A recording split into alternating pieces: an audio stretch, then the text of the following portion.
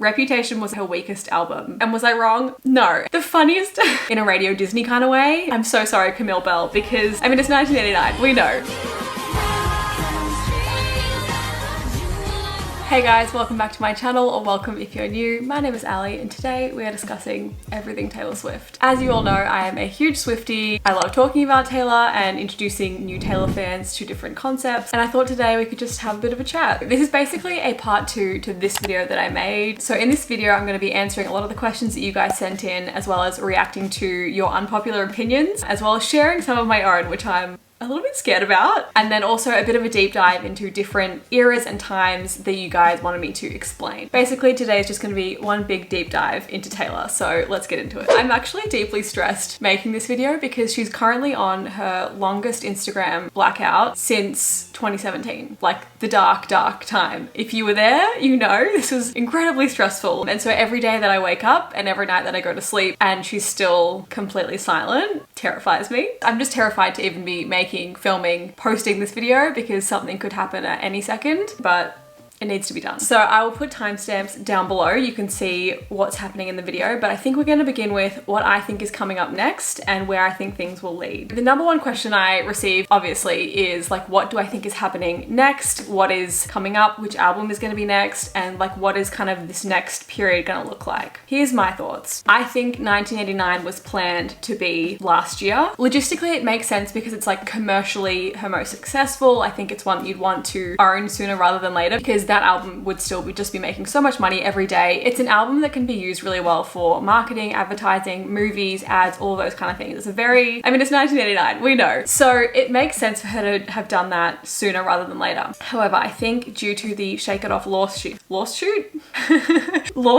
it's been pushed back. So I think originally they thought that it would be either thrown out or just handled and dealt with last year, or like, however, since it hasn't been and it's still ongoing, it can't be released yet. So officially the lawsuit has now been pushed to August. So we can't get 1989 before August unless she leaves Shake It off the album, which to me doesn't make any sense because it's like the biggest song of her career. Now, the interesting thing to me is the discussion around seasons, because as we all agree, like 1989, it's a summer album. Like it's just all about like feeling free and like out in the summer air. It should be released in summer, but it's so funny because this album came out in October, which if I'm correct, in America is autumn, like autumn going into winter. So it's just so funny that we all identify this with like such a summery period of time, but it came out after summer going into the cold months. Anyway, I do, however, think it makes sense to release this album for the summertime period, the same way she released Red for the autumn period. It just thematically makes sense. So in my mind, I think she should do it, but she doesn't necessarily have to, and it wouldn't be shocking if she released it like in October when it originally came out. The same goes for Speak Now. Everyone kind of says, oh, it's a winter album, which to me, I've never really associated with that because I don't know when it came out for us, probably summertime in Australia, but I've never seen it as a winter album, so I won't be affected seasonally when she decides to put that out. It'll make sense to me no matter what. Also, I'm like hoping that she doesn't see it as a winter album because I don't want to have to wait until the next American winter to get it, so I'm hoping that that's not something on her mind. So to me, I have this vision of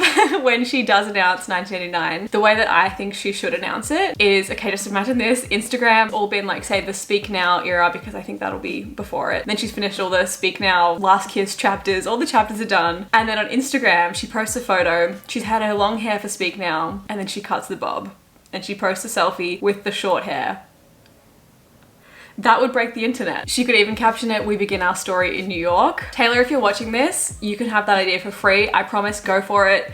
I would love that. In regards to Speak Now, a lot of people are saying she thinks it's gonna be a surprise drop. I think that kind of comes from the drop everything now lyric, which obviously is great, relates to it perfectly, but I don't think it will be a surprise drop. I don't think it'll be like, hi, we're in the Speak Now era, album's online now, or album comes out tonight. I think with the re-recordings, we're really leaning into not just re-recording the album, but sort of reliving the era, which I'm so grateful for because, I mean, like, I've been a Swiftie since the beginning, so it's really fun to relive all of these times. but I think also for new Swifties, it's so cool that they get to experience the eras that they maybe weren't a fan for. I just think that's really fun. And I also feel like Taylor's having a lot of fun re-journeying through that. She loves to tease us. We get merch, we get singles. It's more of a drawn out process. And I love that. I think we should really be embracing the eras a lot more rather than kind of rushing through it and being like, all right, we've had this album for a month, give us another one, because this is such a rare kind of experience that we get to have as fans. So I'm trying to still enjoy where we are right now, but I really do want Speak Now. I don't think every era will get as much attention as Red. Fearless came first, which I understand because like it's a fearless thing that she's doing. Symbolically, that is an amazing statement to go first. Red was a huge turning point in her career. It kind of switched her out of the country genre a little bit. I mean, it's kind of murky between that and 1989, but I feel like Speak Now kind of gets the Evermore treatment. I don't think it's gonna get as much promo and love as Red. I think we'll get the most promo for 1989, deservedly so. It was a massive era, and my personal wish list, I guess, would be that she did, I mean, has she ever done a carpool karaoke with James Corden? I love carpool karaoke. I would love for her to do 1989 carpool karaoke with Vault tracks. I would love for her to do Hot Ones. I think Sean would ask her such insightful questions and it would be amazing to watch her try and eat hot chicken wings. And also, similarly with James Corden, the Spill Your Guts or Fill Your Guts. Harry did it. It was iconic. It's always a good time. Which songs on your last album were about me?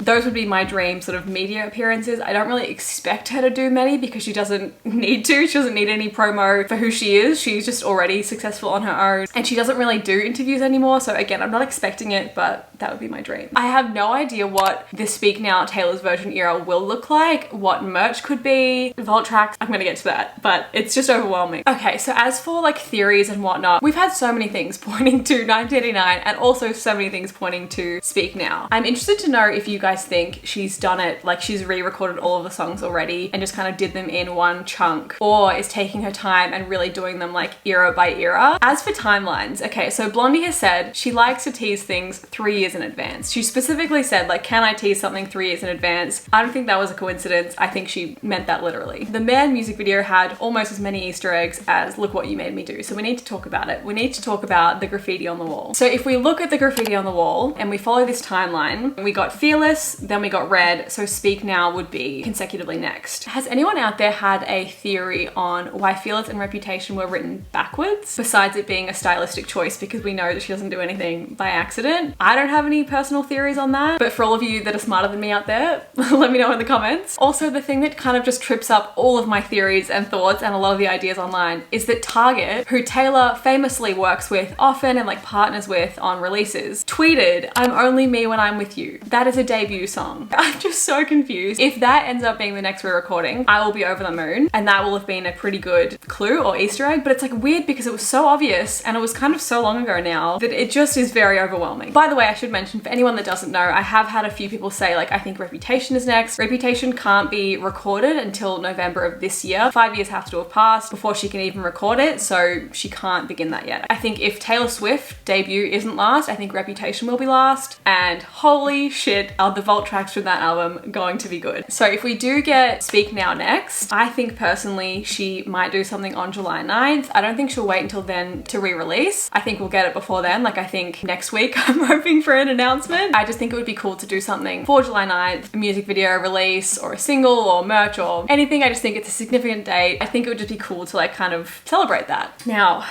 Better Than Revenge. Better Than Revenge is awesome! Thank you. Personally, you guys know I love the song. I think we're allowed to enjoy a song that we no longer agree with and like have grown past the message of. I think sonically you can still think it's an amazing song. There are so many songs out there in the world, like Unfaithful by Rihanna or like No Body No Crime, where she talks about killing someone. I don't know, I just think we're all more mature than a lot of people give humanity credit for. A teenage girl, a broken-hearted teenage girl, wrote this song. It's exactly what any of us would have thought or felt or said to a friend at that age. Like if a boy broke our heart and another girl was on on the scene, our tendency at that age is not to blame the boy, it's to blame the girl. And that's just human nature. We grow up and we realize that's not how it is. Clearly Taylor has moved on and grown up, outwardly, you know, spoken since then and said she no longer agrees with that. I'm pretty sure she said that publicly like 2 years after the song came out. So like a long time ago. I think she should still re-record the song. I mean, if she doesn't, she's not devaluing the old one, so she does need to. I wonder if maybe she'll just change the one line. I think the rest of the song she can get away with. If she were to change anything, she's better known for the things that she does on the mattress might be it. The funniest the funniest thing to me, I'm so sorry Camille Bell, because the fact that Taylor was so threatened by the idea of this sexually empowered woman coming in and like stealing her man, when we now know Joe Jonas since then has done a tell-all essay and revealed that he didn't lose his virginity until like another relationship after that with Ashley Green, Miss Alice Cullen herself. So Camille wasn't doing anything on the mattress. If you're new and you weren't around at the time, the Jonas Brothers released a song called Much Better, being like, this new girl that I'm dating, she's so much better than you. Joe literally says, now I'm done with superstars, aka Taylor's song Superstar, and all the tears on her guitar. An unprovoked attack from Joe there. The girl in front of me is much better. So he's saying like, my new girlfriend is better than you. So absolutely, I would be A, offended, B, devastated. Of course she's gonna write a song in response. So that's why in the outro she says, show me how much better you are. Do I wish she had written the song to and about Joe rather than Camille? Yes. Personally, what I think she should do is maybe change that line. It could be like, she's better known for the things that she does in the madness. I don't know, mattress is a hard one, but I think if you change one line, or even if you don't, but you release a statement being like, guys, I was 18, 19 when this happened, when I wrote it. Clearly I don't think this way anymore. Clearly it's an outdated perspective that we all tend to have as young, naive teenagers. I don't feel this way anymore. I'm sorry that I felt that way as a kid. And then like I said in my other video, I think she can give the proceeds from that song to Camille Bell as reparations. And then we can all move on and enjoy it and be feminists. Let me know what you guys think about Better Than Revenge, where you stand on it, what you think she should do, and what you would like her to do. I love you, right? Shit is catchy. Singles that I would like to see from Speak Now, I think Mine, Long Live, Last Kiss, and Enchanted. I think Enchanted is absolutely going to be a single. The thought of... I am a Speak Now girly through and through, as you guys know, and every time I like put the album on and I just hear the opening notes of Mine, can we for a moment just envision the day that we get Speak Now Taylor's version and we get to open the album with this, but in her new voice.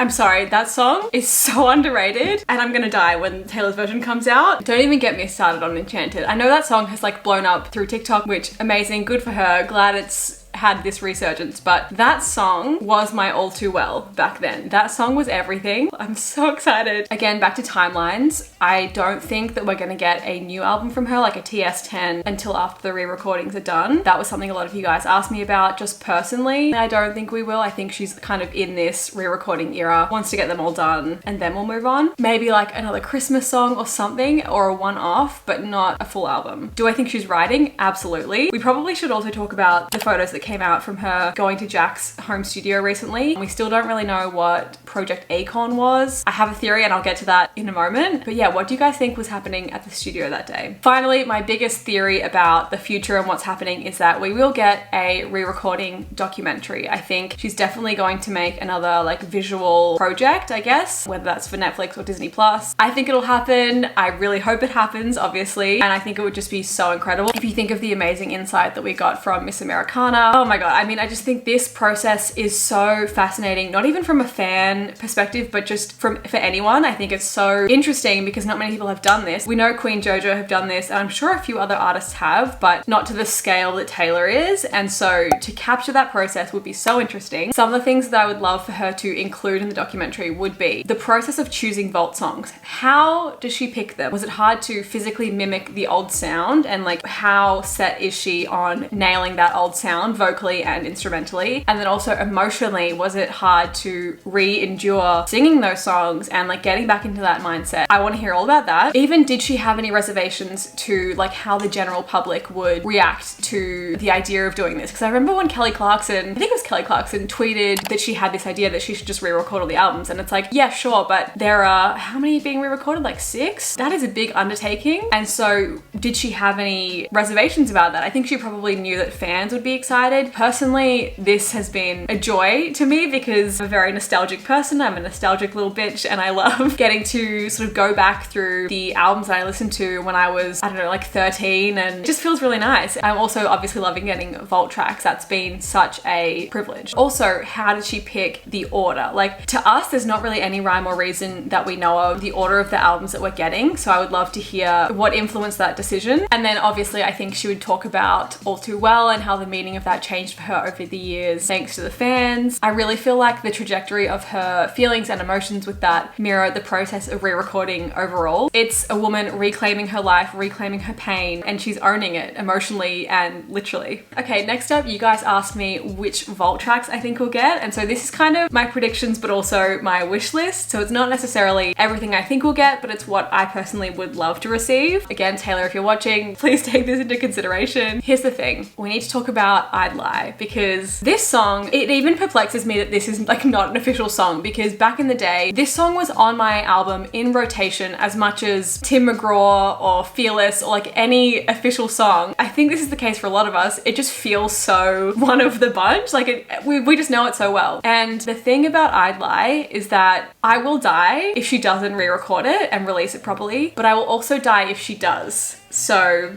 it's been real either way. I will just simply pass away if I get to hear that song in an official capacity and can have it on my Spotify. If you haven't heard it, go and listen to it. It's amazing. Okay, so personally, I have a little list of what I would love to see for the vaults on each album. So debut, obviously I'd Lie, I Heart ?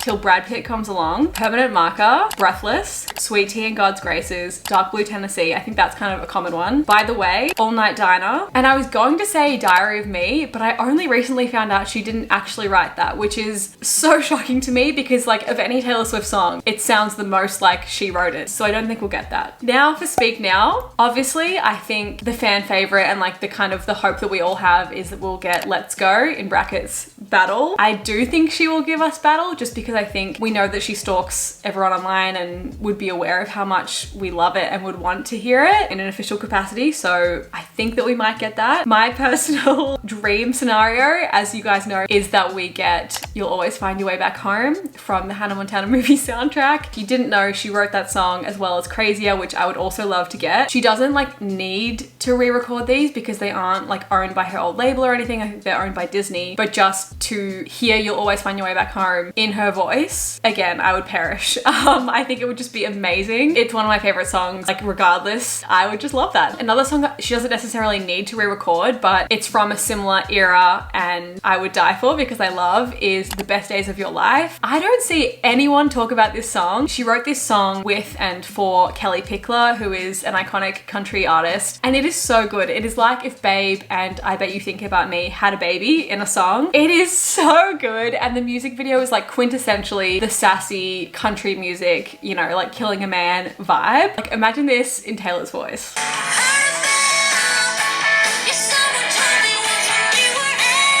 Anyway, it's a bop. I would love to hear it. I also feel like Safe and Sound and Sweeter Than Fiction would kind of fit in there. Like we already have them in a non-official album capacity, but they could fit. I don't want them to take up slots of like other potential vault tracks, but if she wants to do them as like a bonus, that would be fun. Also, Castles Crumbling. I think that's one of the only other songs we really know that much about from that era that was written. That would be cool. My dream features on this album. This album to me is the perfect mix of like pop, country, and a bit of like rock. Who else do we know that has done all three of those things? Miley Cyrus. I think Miley would be a perfect feature on this album. She has grown up in country. She's done country and pop. And as we know with her most recent record, like her voice is perfectly suited for rock. I think they would sound incredible together.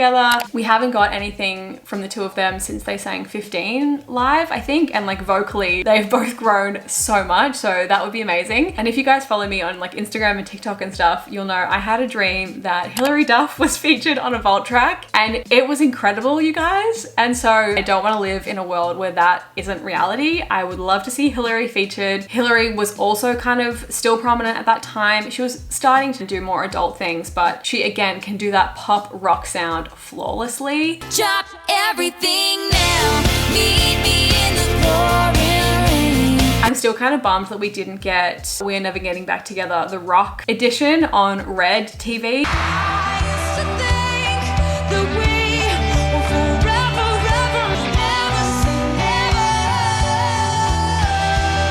So to get some more pop rock vibes from her, like Haunted, Story of Us energy, even better than Revenge, I would love that. But yeah, I'm curious to know like what you guys think would be the vault tracks and who you would love to see as a feature on each album. Okay, next we have 1989. So we kind of know the least about the actual songs from this time, but we do know she has about 150 written that didn't go on the album. So she has her pick. She has her work cut out for her for these vault tracks. So in terms of features I would want, obviously I would die for a Harry feature on this album. The idea of him featuring on Style would be amazing. Like if he did the second verse and then they did a chorus together and then like a little bit of a bridge, amazing. But if they did that, I would want it to be like a bonus track, kind of like the Shawn Mendes Lover. Like I want her to do Style again as it is, so we have her version and then one with him as like a fun bonus. I would also die if that happened. That would be an illegal combination of voices and energy. I think the world would absolutely die. I mean, from a PR standpoint, not that either of them need it, but it would be iconic. Speaking of that, can you imagine if we got like a Joe Jonas or even Jonas Brothers feature on Speak Now?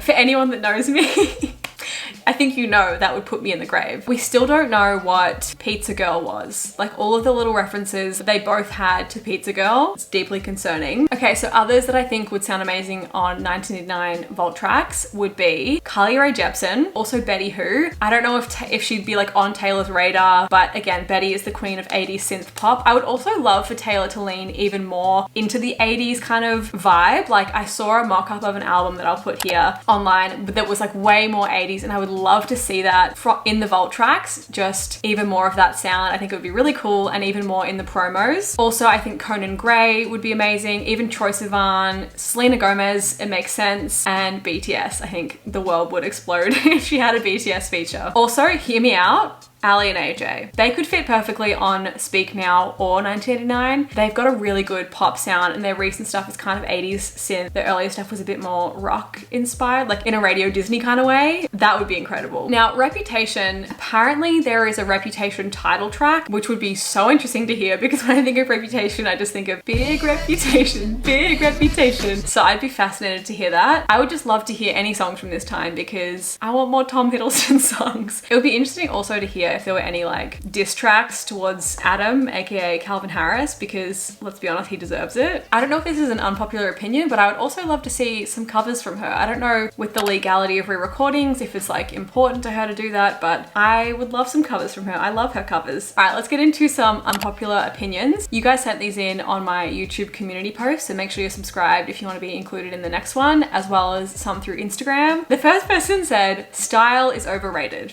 Listen, respectfully, no, you know what? Disrespectfully, I disagree. I think Style is the perfect, like textbook perfect pop song in every way. The lyrics, the sound, the instruments, I simply cannot fault that song. What I can fault is the music video. I think it is her weakest music video, and for such an iconic song, I would like to see more. Okay, someone said Cold As You is her best track 5. That is a big statement because her track 5s, I mean, they're track 5s. I disagree, but I do think it doesn't get the respect that it deserves. I was listening to it recently and I just had like such a moment with it. Mess of a Dreamer with the nerve to adore you is such a beautiful lyric to me, especially at the age she wrote that. It is just incredible. It very much gives me You Made a Rebel of a Careless Man's Careful Daughter energy, which I love. However, best track 5 is a big, big statement. I don't know if I could personally rank them. If you guys are brave enough and have a moment of your time, please leave below your track 5 rankings. I don't think any is really invalid. I mean, maybe if you put like All Too Well last. Okay, someone said, I always wish no one hurts Taylor, but just imagine the album we'll get if Joe broke her heart. Listen, I would be lying if I didn't say I thought that about Adele when she announced her divorce. I was like, sucks for you, great for us, because we're about to get an incredible album. And was I wrong?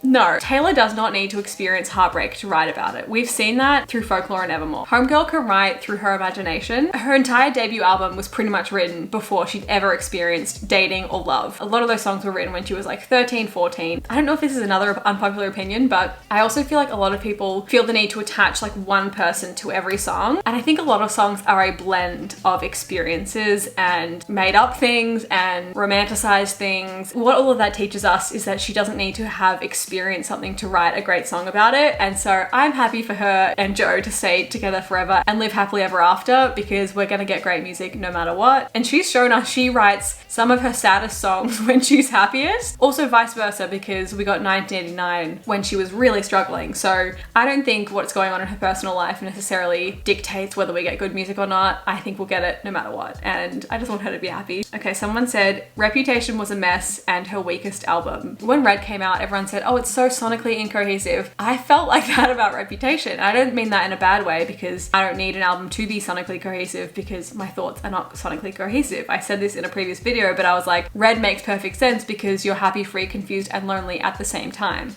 And that's what that album was. Reputation to me is kind of like two albums that almost could have been like a side A, side B. When we think of that era and that album, we think of like the Look What You Made Me Do, Don't Blame Me, all the like Bad Bitch, Coming for Kanye, those kind of songs. But half of this album is really love songs, and they're very soft, sweet songs, which I love. Half of the songs on that album could have been on Lover, and it would have made perfect sense. It's not necessarily cohesive, but I don't necessarily think that's a bad thing. I love Reputation, and I love that it explores all of those different themes under the one like house, if you will. It just shows the duality of her experiencing her lowest lows and some of her highest highs at the same time, because that is so representative of life. Like the fact that she was at her lowest, going through the worst, and yet met Joe and fell in love and felt really safe, and I love that. Okay, someone said, I think it would be cool if Speak Now was called Sparks Fly instead. So if you didn't know, she originally wanted to call the album Enchanted, and Scott convinced her not to, which, as much as I hate the man, I think was the right choice. Enchanted,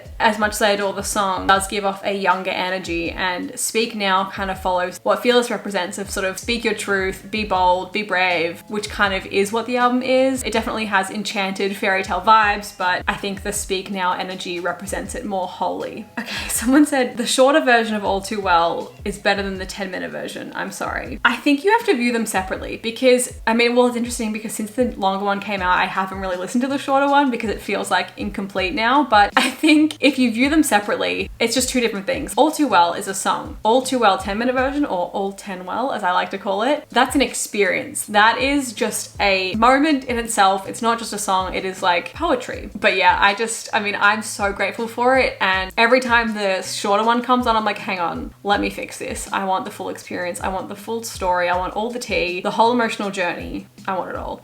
Someone said Tom Hiddleston is the most attractive man Taylor has dated. I mean, is he though? Don't get me wrong, the man's is hot. I was such a huge fan of them because I love them both independently, and I think they were such an attractive couple. Like the way they dressed, they were like a beautiful couple in terms of how they look together. So I'll always hold that era very dearly to my heart. I also have a big thing for Lucas Till. This girl literally has phenomenal taste. Now it's time for a few of my unpopular opinions. Don't judge me. So the newer version of Better Man that we got on Red TV is not my favorite. The original version is also not my favorite. My favorite is the 2011, I think, demo that Taylor recorded. I think it is phenomenal, even with like the limited production on it. I just think vocally it's so good, and the like anger and passion is the same that it is in Little Big Towns, and that's what I wanted on the old one.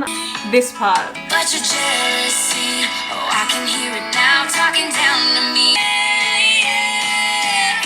Sometimes in the middle of the night I can feel it. That was my favorite part, the way the music stripped away and then comes back in full force. And I'm kind of bummed they didn't do it on the newer one, but that's just my personal opinion. Okay, so this is kind of a random one. I'm so glad we have so many New York and London like references in her songs, especially like in the 1989 and Red eras. I love the way she like paints a picture. Personally, I would just love for a little more Nashville representation. I just think like so many of her roots are there. I know she didn't grow up there, but like the career trajectory and like everything that began for her there and what Nashville represents. I mean, she still has a home there. I would love to hear more from that, maybe on Debut or TS10. I love Country Taylor so much. I love Nashville and what it gave her. I would love to see some representation of that. The Inner Circle claims that Taylor has a song called Nashville, and I think they've said like it's her best song of all time. Hopefully we'll get to hear that someday. I don't think we'll ever get Evermore Long Pond, and I'm so sorry to say that.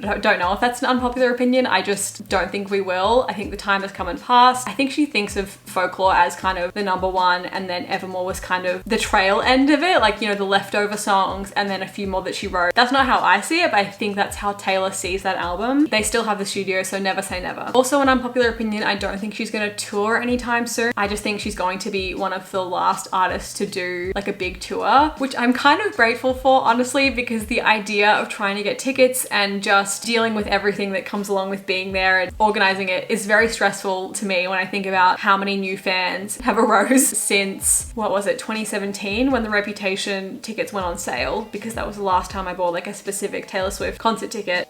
She's like doubled her fan base since then, and so it's just like exhausting to think about. Obviously, I will be there with bells on when she does tour, and I'm very excited to see how that takes shape, but I'm not like emotionally ready for it yet. Very grateful to be in the re-recordings era. And finally, I wish that she had curly hair on the Fearless Taylor's Version album cover. Don't get me wrong, the cover is gorgeous. It's phenomenal. I just would have loved to see the little ringlets, you know? On that note, I also don't think the Wildest Dreams cover is the 1989 cover. I don't think she would just randomly give us the cover before the era begins. Personally, I think it could be something from this photo shoot. I mean, if you think about it, it's like cherry lips, crystal skies, all in that photo. She looked phenomenal, so I would love to see that used. Again, I would love to hear more unpopular opinions from you guys down below, because I didn't get to address all of them. So we can chat in the comments, be as brave as you want. You know, this is a safe space. I simply had to move that because the lighting is killing me. Let's continue with these questions. Can you talk about some Harry and Taylor parallels? Happily, if you know, you know. Okay, so this surprises me, but I feel like nobody talks about Half the World Away, which I've talked about on my channel before. It's a Harry song, but it's from like One Direction days. And to me, the lyrics on that are just, oh my God, so beautiful. If you haven't heard it, definitely listen to it. Harry has referenced clean lyrics in Olivia. Now, Olivia, for those of you who don't know, to me, has always been a Taylor song. Olivia, the cat, was obtained whilst Harry and Taylor were together. He was with her, I'm pretty sure, when she got it. So Olivia is like the perfect pseudonym. In Olivia, this isn't the stain of a red wine, I'm bleeding love. To Taylor's You're All Over Me Like a Wine stained dress I can't wear anymore. Then also in Olivia, we have Summertime and Butterflies all belong to your creation. To Taylor's When the Butterflies Turn to Dust Covered My Whole Room. Parallels. Also, Didn't You Calm My Fears with Your Cheshire Cat Smile? Wonderland is an interesting one to me because Harry's from Cheshire in the UK, so that's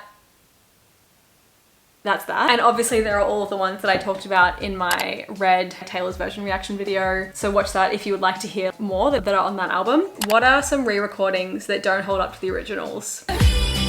Obviously, the re-recordings will always be superior to the stolen versions just by virtue of what they are and what they represent. However, I think it's fair for you to have an opinion on like, oh, I prefer this part of this song. I think it's also interesting to remember that we're obviously going to be affected by time and like those other songs we've loved for 10, 15 plus years. So of course we're going to be used to that and like compare anything to it. But if we'd heard these newer versions first, we'd probably prefer that. I mean, I just think her vocal improvements are insane. As you guys all know, Babe was a really big deal for me. I talked about that a lot in my ranking every Taylor song and then in the reaction video. I don't think I can say if there's one I prefer over the other. I just think they're very different. I think the original version by Sugarland is more angsty, which to me fits the song. Like I love feeling rageful and, you know, angry about someone that cheated on you. Whereas the newer version feels kind of detached and more upbeat and positive, which is obviously also fine, but just not the vibe I want to be in when I listen to Babe. I'm glad I can like ethically listen to both. I just think they're very different. Another unpopular opinion that a few of you said was